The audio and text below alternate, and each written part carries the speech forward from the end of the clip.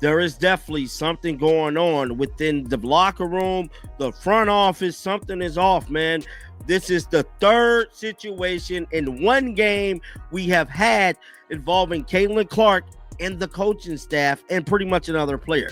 And it looked like Caitlin Clark definitely had a situation take place where she had a heated exchange with two assistant coaches on the staff. The locker room door swung shut so violently it nearly rattled off its hinges. Inside, voices were clashing. Tension was sizzling like an exposed wire. And in that charged space, the Indiana Fever's entire season was about to pivot in ways nobody saw coming. Caitlin Clark had finally reached her breaking point. And Stephanie White was about to feel the heat from months of questionable decisions, all condensed into one electric showdown. Look, Caitlin Clark and Stephanie White clearly like and respect one another, right? But that doesn't mean they always see eye to eye. And I am beginning to suspect more and more that there's a bit of a divide between the way that they see the game and the way that they think the Indiana Fever should play. What happened inside that locker room didn't just stay there.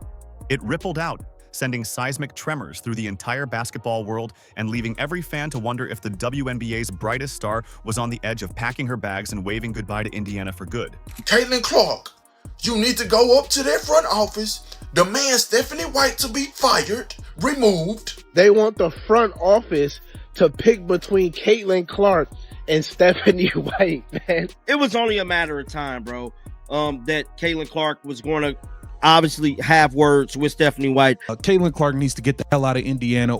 I think this is one of those things where it might be a turning point. But make no mistake, this eruption wasn't sparked by one sloppy game or a random substitution blunder. This was the culmination of months, entire months, of simmering frustration, of jaw-dropping misuse of transcendent talent, of a generational superstar left feeling like her own coach might be orchestrating her demise rather than her ascent. Guys, in this footage right here, this is Caitlin Clark pretty much ignoring the Indiana Fever assistant coaches. She don't want to hear nothing y'all got to say. She ain't here for none of the drama, none of the BS. It's over with. Guys, check this out.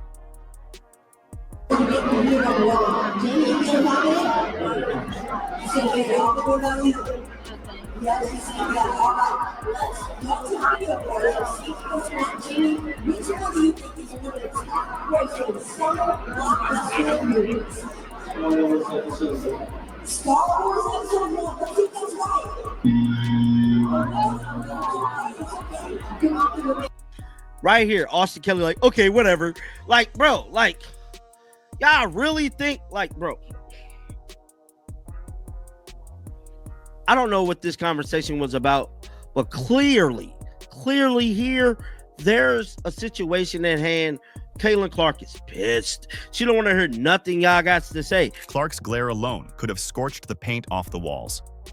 Here's the player who single-handedly vaulted this franchise from league afterthought to headline attraction, only to be ghosted by a scheme so allergic to harnessing her gifts it bordered on basketball malpractice. Picture this. The Fever ran commercials plastering Clark's face everywhere, selling tickets with her highlight reels.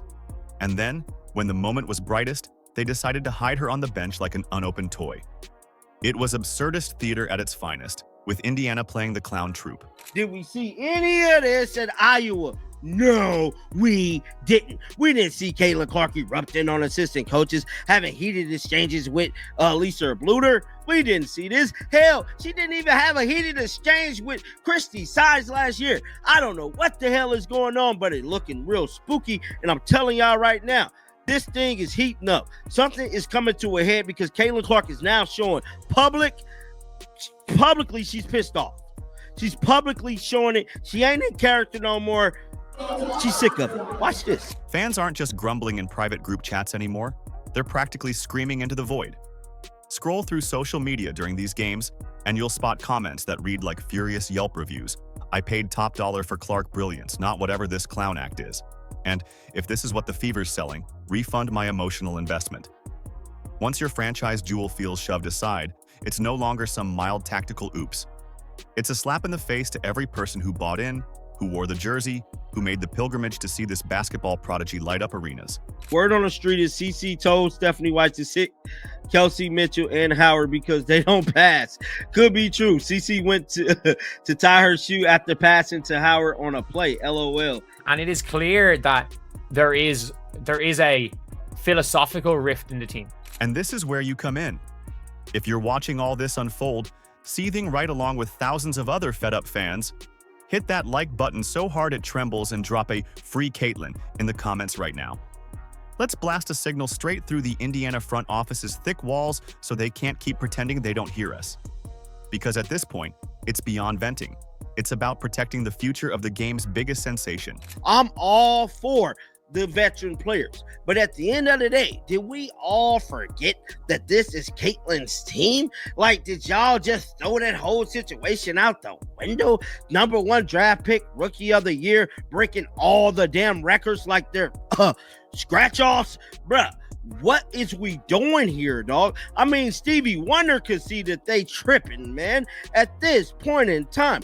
I mean, I want to see the Caitlin we seen at Iowa. What happened to the Iowa CC? The greatness. I mean, bruh, we haven't seen the Logo 3 in a month, bruh. Now, to truly grasp how we reached this meltdown moment, we have to rewind the tape a few months. It all started with a comment so outrageous, it practically deserved its own laugh track. Stephanie White, talking hoops last season, dropped a soundbite that went viral for all the wrong reasons. The Mavericks just played differently without Luka on the floor, she said, like she was unveiling some deep basketball wisdom. The ball's moving, it's popping, multiple guys stepping up. Think about that.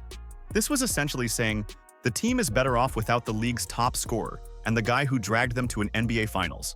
Stephanie White, right here, talking about Luka. A wrist sprain in that game and has been out since. And that puts a lot on the plate of players like Spencer Dinwiddie, who just came in, who finds Marshall for the corner 3. When you see the Mavs just play differently without Luka on the floor, he's a guy who's high usage rate, the ball's in his hands. When he's not on the floor, that ball is moving, it's popping, multiple players getting involved in action, and everyone's stepping up. Okay, you can hear the excitement in her voice, talking about Luka not being in there. Oh, they're moving and they're popping and blah, blah, blah, blah, blah. And it's like, oh no. You hear that and you wonder, is she one of these coaches that doesn't believe in the transcendent player? That's like a bakery bragging it sells more donuts after firing its star baker. It was laugh out loud bizarre. Fans roasted it across socials. Analysts shook their heads. But White didn't flinch. Instead, she doubled down, proudly hoisting this philosophy as if it were a championship trophy. No single player should ever be bigger than the system. Fast forward, and suddenly that weird philosophy makes a twisted kind of sense in Indiana. Swap out Luka for Caitlin Clark, swap out Dallas for the Fever, and voila. Same recipe, same misguided approach. The superstar, the franchise cornerstone, the literal ticket-selling phenomenon. In White's eyes, apparently a liability. Stephanie White, you deserve the Dodo Bird of the Day award. And if they do not want to get a coaching, make a coaching change and bring in who she wants, that is going to cater to her style and build the team around her strengths, then she should walk. And who do you think that the fans come to see? They don't come see everybody else that's on that team. I'm sorry. That's no disrespect. The Caitlin Clark effect, the CC effect is real. And this wasn't some stray comment or harmless slip. This was her gospel. Once you understand that, every confusing lineup shuffle, every mind-numbing bench stretch, every stagnant offensive slog starts to connect like puzzle pieces. White's core belief is crystal. If a player dominates touches too much, they are the problem. Her utopia is a merry-go-round offense. The ball zipping around, everyone getting a taste, zero dependency on a singular star. Sounds poetic in theory. In practice, it's like watching a grocery cart with one busted wheel careen aimlessly, players bumping each other, nobody quite sure who's steering. Bro, I don't even understand the spacing of the offense. I'm watching Caitlin Clark drive down the right side of the lane, and Natasha Howard, rather than spacing the floor and stand in the corner, she's diving to the basket, bringing a defender to Caitlin. It's just, bro, the offense is just trash. I got to be honest with you. But what I will say with Stephanie White is just that I hate this offense. I do not like the Indiana Fever's offense this season. It's hard to watch. And I feel like Stephanie White is bringing what she was doing with the Connecticut Sun over here. That's exactly why men need to be coaching in the WNBA, bro. Need to be coaching. Yeah, let a man do it, bro. Because all this women coaching other women athletes, bro, it's out of there. And then these women owners and all of that, man, please, bro, y'all just tearing stuff down, bro. It's not about y'all. But it's crazy though. Here's the issue though. Caitlin Clark isn't just some ordinary ball handler. She's a once-in-a-generation floor general, built to orchestrate, to fire up engines, to elevate everyone around her. Take away her keys, and the whole car stalls out on the freeway. But White keeps singing the same song, arguing that feeding Clark too much leads to stale predictability and solo hero ball. Meanwhile, reality laughs. When Clark's on the bench, the Fever offense turns into a haunted house. Aimless cuts, baffled teammates, wide eyes as defenses pounce on their confusion. Clark isn't just high usage, she's the oxygen in this team's lungs. Suffocate that, and surprise, the entire operation starts gasping. You played Natasha Howard more minutes in the first half than you played Caitlin Clark. Caitlin Clark played the 4th most minutes out of everybody in the starting lineup in the first half, and you wonder why we're losing. Caitlin, 12 points, 9 assists, but she don't even look like the same player. She don't look enthusiastic. She just don't even look like she into it anymore. She kind of look like she over this, you know what I mean? And to be honest, as a Caitlin Clark fan, I'm pretty much over it as well. I just got to keep it real with you. I'm pretty much over this as well. This season is a travesty. I just feel like, she needs to explore other options. This isn't Stephanie White's first dance with disaster. Long before she planted herself on an Indiana Fever sideline, armed with glossy playbooks and carefully rehearsed pressers, she was orchestrating an eerily similar experiment at Vanderbilt, alongside her mentor Carolyn Peck. On paper, they seemed an unbeatable duo, Peck with a championship on her resume, White eager to elevate the Commodores back into SEC contention. But reality was merciless. The scoreboard blared truths they couldn't diagram away: 7 wins, then another season capped by 7 measly victories. Fans drifted off, players transferred out. The campus atmosphere soured, buzzing more with disillusionment than excitement. Fast forward to the present day, and White has swapped Tennessee's echoey gymnasiums for WNBA hardwood under blinding national lights. Except her blueprint remains stuck in that same outdated gospel of ball movement over stars, of collective choreography where star players are reduced to interchangeable silhouettes. The only difference now? The entire basketball world is watching. Front-page columnists, primetime cameras, global sponsors, all waiting to see the Indiana Fever blossom around their golden goose. Instead, they're getting déjà vu. A roster brimming with promise is floundering, weighed down by systems designed to democratize brilliance rather than weaponize it. But what truly happens when the centerpiece of your franchise, the player you draped across billboards and broadcast graphics, tries to rise from the rubble? The numbers offer a brutal snapshot of Clark's ordeal. Her usage rate has nosedived nearly 20% from her scintillating rookie campaign. Her scoring average has dipped. Her once league-leading assists are stuck in neutral.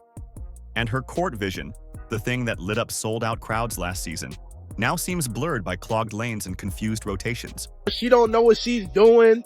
She's holding Caitlin Clark back. She don't know what to do with her. Yeah, I know Caitlin Clark plays a certain type of way. You want to build a team around your superstar player. That is not the case for this team. This front office solely, to me, only care about the regiment of their team. Y'all was way better without her last year, you hear me? She is sabotaging your game. She trying to make you play slow. Know what I'm saying? You have to have the ball in your hand and play up tempo. That's your game. And everybody, even Ray Charles and Stevie Wonder can see that. You hear me? And everybody that's saying the Fever is better without Caitlin Clark, aka my precious CC, goofy. Watch her closely. Every time Clark touches the ball, you see her second guessing. Teammates miss cuts. Screens show up late or not at all. Defenders crowd her immediately, daring her to do something heroic while the rest of the Fever stand frozen. This isn't the confident maestro who pulled defenders 28 feet from the hoop last year, forcing help rotations that left shooters wide open. This is a superstar being forced into awkward solos on a dimly lit stage. The fireworks she once provided have fizzled into the hum of awkward silence.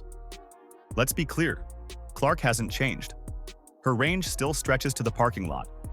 Her vision still slices defenses. Her competitive motor still hums at championship RPMs. The only variable that's shifted is her opportunity. Under White, each Clark initiative runs smack into an algorithm. Shifts, substitutions, rotations, treating her improvisation like a system error. The result? A generational guard stripped of rhythm, forced into isolation, battling tooth and nail for every highlight. Box scores keep spelling it out. Subpar shooting nights. Team-wide collapses. Coaches tossing around adjustment period, excuses like confetti. Meanwhile, fans howl foul. Analysts frown behind their studio desks. And still the core issue hides behind cliches about ball sharing and unpredictability. But old ghosts linger. This is not Stephanie White's maiden voyage into self-inflicted sabotage. Why are fans only now seeing the full picture? Because the mistakes have stacked too high to ignore. Social media has basically turned into a digital insurrection. Under every Fever highlight post, Free Caitlin lights up like Times Square. One exasperated fan commented, "Release our star or release our money back." Another pledged to boycott the entire season. Even casual fans, who couldn't explain a horn set from a stagger screen, sense something's off. They see empty seats, hear deflated cheers, feel their ticket dollars swirling the drain of wasted potential. It isn't just the loud fans. Sponsors have started sending those oh-so-polite but very direct emails. National TV broadcasters are getting skittish, sidestepping direct questions to avoid embarrassing segments. Reporters stalk press lines, drilling Fever execs with, "When will you let Clark actually run the offense?" Meanwhile, insiders whisper that some at the league office worry Indiana's dysfunction could cost them the one star capable of propelling the entire sport into its next golden era. This isn't a pocket of complainers, this is a grassroots rebellion. People didn't pour passion and dollars into Clark's historic rise just to see it muzzled by half-court traffic jams. And when betrayal hits enough hearts, people mobilize, clipping awkward highlights, tagging the team, flooding comment threads with fury. That echo is deafening. What's Indiana's brass to do? Evidence mounts by the day against White's rigid playbook. Just look at the fiasco when Clark returned from her recent groin injury. After 5 games on the bench, she re-entered to find an entirely new starting lineup. White shuffled rotations like a gambler chasing a hot hand, but forgot the objective is to win, not to experiment. Predictably, Clark was out of sync, the team out of sorts, fans outraged all over again. The Fever lost 80-61 to the expansion Golden State Valkyries, with Clark stuck on 10 points from 4 of 12 shooting. This isn't a generational talent being unleashed. This is a thoroughbred stuck pulling a broken cart. Then comes the cruel irony. The Fever actually won the Commissioner's Cup game without Clark. Natasha Howard delivered 16 points, 12 rebounds, spearheading a 74-59 statement over the defending Lynx. White and her defenders crowed about how it proved the system works. But they've missed the entire point. Nobody is buying tickets to see a team that shines brightest without its superstar. This is a tragedy masquerading as a triumph. Yet even through this muck, Clark's brilliance can't be completely buried. She's still putting up over 17 points and 8 assists per game. She's still orchestrating highlight reels that loop across SportsCenter and TikTok. But these moments feel more like accidental leaks of greatness rather than the norm. Imagine the joy-starved fans. They're watching Clark crack through White's scheme like a weed through concrete, and cheering weeds because they can't get the full garden. White only deepens the farce by talking up Clark's off-ball movement. Recently, she explained how setting screens and darting around could help Clark find open looks. As if Caitlin Clark is just another perimeter sniper waiting on someone else to create the magic. This is like telling Beethoven to stand aside so the orchestra can play itself. Clark is the system. She dictates tempo, warps defenses, engineers looks not just for herself but for every teammate. Then there's White's league fine after torching refs for letting defenders hack Clark all night. At first glance, it looked like a coach defending her star. But scratch the surface. White demands refs shield Clark from body blows but won't shield Clark's talent from her own system. She fights for Clark's foul calls but won't fight to give her the ball. That irony is thick enough to spread on toast. This goes deeper than just Clark. White treats everyone like cogs in a synchronized machine. She values equal touches over elite creation. But basketball is human. It thrives on outliers, on transcendent stars who tilt games by sheer force. The best coaches know this. They build structures to amplify genius, not dilute it. They understand that your best plays start with your best players. Look at the modern WNBA. The Aces elevate Asia Wilson's every strength. The Liberty pivot entire game plans around Brianna Stewart and Sabrina Ionescu's two-woman brilliance. Seattle thrived for years by putting the ball in Sue Bird's and Jewel Lloyd's hands when it mattered. These teams didn't shrink their superstars to fit an egalitarian ideal. They used the stars to drag everyone else to a higher plane. Indiana had that chance when they drafted Clark. They could have sculpted an offense around her supernatural passing lanes, her logo range bombs, her competitive fury. Instead, they shoved her brilliance into a box labeled Team Concepts. They've spent 2 seasons trying to prove balance matters more than dominance, sacrificing wins and possibly alienating the biggest draw in modern basketball to defend a philosophy that keeps failing. And time's running out. Clark won't twiddle her thumbs forever. She's already hinted at discomfort, fielded awkward press questions about her usage, watched as chatter builds over whether Indiana is the best long-term home. If the Fever don't pivot soon, those whispers will become roars. The roadmap is simple. Hand her the ball. Trust her IQ. Craft sets where she dictates pace and hunts mismatches. Let her make teammates better through her gravitational pull. This isn't abandoning team basketball. It's embracing how true team basketball often flourishes through one transcendent centerpiece. Here's the bottom line. Titles are won around star power. Jordan with the Bulls, Magic with the Lakers, and ideally, Clark with the Fever. If White can step aside and realize unpredictability isn't a virtue if it derails your meal ticket. Sometimes the best coaching is knowing when to get out of the way. So if you're as fed up watching Clark wrestle through this mess as the rest of us, let's flood the comments with "Free Caitlin." Let Indiana's front office hear that we're not paying to watch reruns of forced motion. We're here for live brilliance. And if you want more no-holds-barred WNBA takes, subscribe now, because this saga is far from over. Like, subscribe, and turn on all notifications so you never miss out. Click the video on the screen, and we will see you in the next one.